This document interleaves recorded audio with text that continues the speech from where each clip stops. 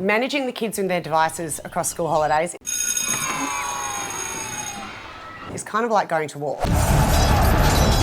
I'm talking 11-hour Snapchat sessions, kids setting alarms in the middle of the night and sneaking out and getting mum's laptop. I'm a parent of both a 14-year-old and an 11-year-old, and I work in a social media agency. So heading into the school holidays, I've set up 5 different strategies that can help you survive this brutal time of year. So the first thing you need to do before even the school holidays start is sit down and have a family meeting and talk about what the boundaries are. And this will be different for every single household depending on how old your kids are, whether you work or whether you're at home. Lots of different factors will roll into that. I work, but I actually work in my house. That can be fun during the school holidays. But what we do is you can't go on tech before 9 a.m. and you also allowed 2 to 3 late nights on tech. So that's about 10 p.m. in our household. And then you actually have to have 2 free tech days. So setting those boundaries early means that everyone is on the same page and everyone understands the rules. You're going to have to repeat yourself over and over again. Kids don't have that frontal lobe yet. It's still a mushroom, but this at least goes, do you remember we talked about this? And it kind of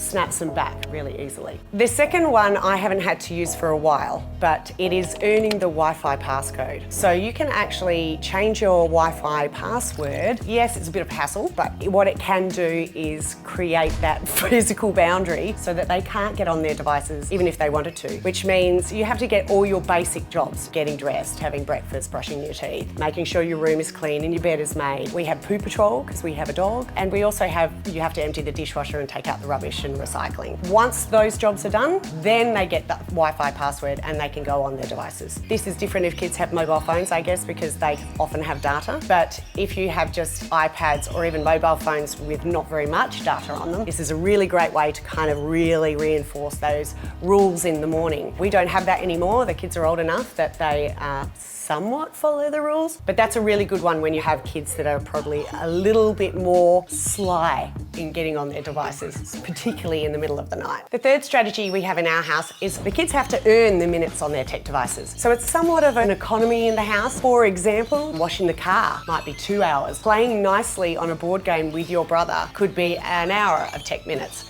If you can include some exterior or outside things that they have to do. If you go and ride your bike around the neighbourhood for 2 hours, that's 2 hours of tech use. So it kind of is that really sneaky way of getting them to do other things and earn their tech minutes. And so therefore there's value and there's currency to being on the devices. It's not just an expectation. Highly recommend this one. Get it all your jobs. All the things that you hate doing, raking the backyard, washing the rubbish bins. Add some tech minutes to that. It'll be the best thing you do ever. And your house will be clean, quiet, and you could probably get some work done at home, which is handy. The fourth thing I like to do in my household is enlist the other parents. So they're the parents generally of your child's friends. We're coming at them as a team effort. And if we all have similar rules, it makes it much harder for them to kind of weasel cracks and find a way to use their tech, or to say, you know, old mate down the road gets to use it a lot more than me. Well, no, he doesn't, if we all have the same rules. And that can be hard because different families have different rules, but it is a really strong way to kind of keep those rules in place. Let's be honest.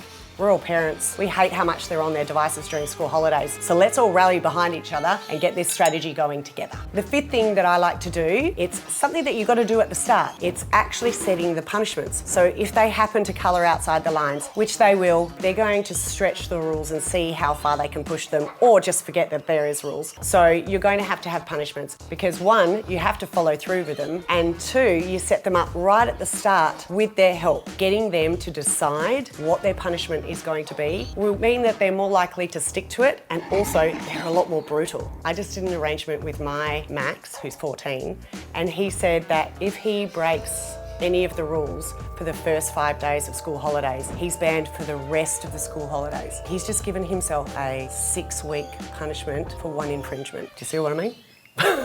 So there are some really cool things that you can do, but ultimately getting your kids involved in having the discussion around the tech use is going to give you the best chance of managing it. So I'd really love to know if you have any tips about how you're managing tech use or not managing it, Either way, I would love to know. I will be doing plenty of videos talking about kids and social media and what that means for you as a parent, but also how you can amplify your marketing efforts in social media. So stay tuned, and I would love to see you in my next one. Some of the things I have done as punishments in the past, Just for funsies, if you want to use any of these. I've removed all the power cords from their devices and locked them away in a safe. And I've also taken all the chargers out of the house as well.